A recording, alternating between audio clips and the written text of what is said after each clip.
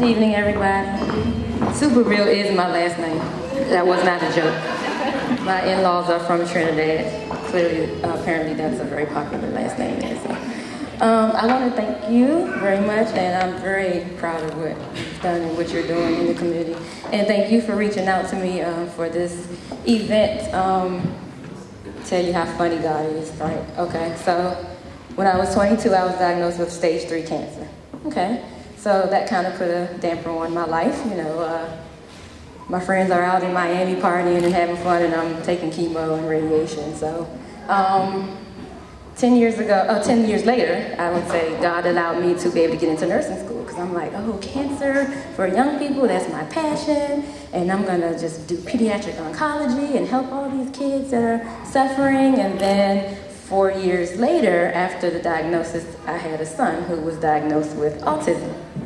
Still, I'm like, okay, take care of him, but cancer, all right. So, graduated nursing school, applying for all these jobs. God just keeps closing the door. Why can't I get a job at a hospital?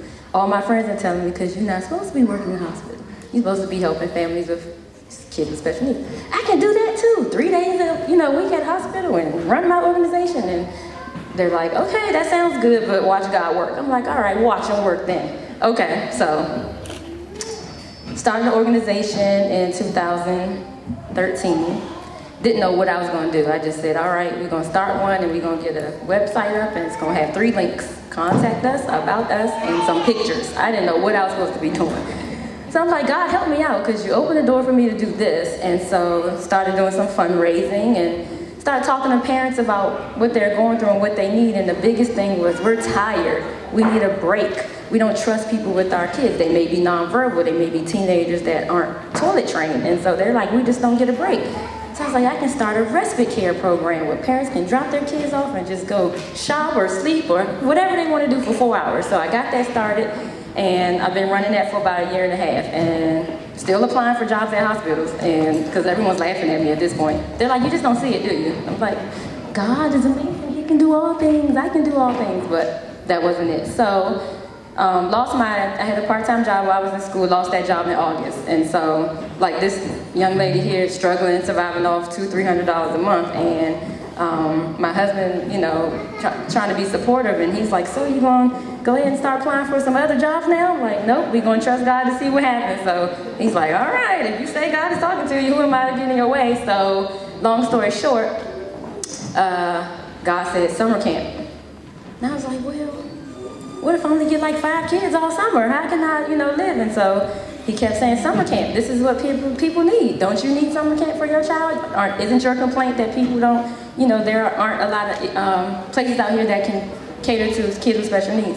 So I went to my husband like, hey, baby, God said summer camp. He was like, if you feel like it can bring in money and help these families, by all means. So 3 weeks ago, I put the word out about special needs summer camp. I had 18 children already registered. People are still calling me. And then the door has opened for me to start an after-school program. And then I said, well, why would God allow me to go through nursing school and struggle with all these exams and crying from failed tests just to not be a nurse? And people said, oh, your nursing is just in a different way. It's not the way you thought you were going to be nursing. So I was like, okay, yes. The confirmation kept coming from people who don't even know each other, but were saying the same thing. So I said, I threw my hands up. I said, God, I hear you. I'm not questioning you anymore. I'm waiting. I'm walking in my destiny. I see the gifts that he's given me.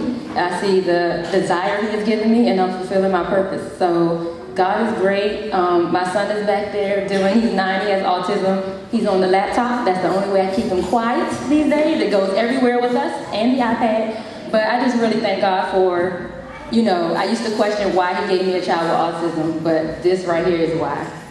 So thank you so much, and thank you.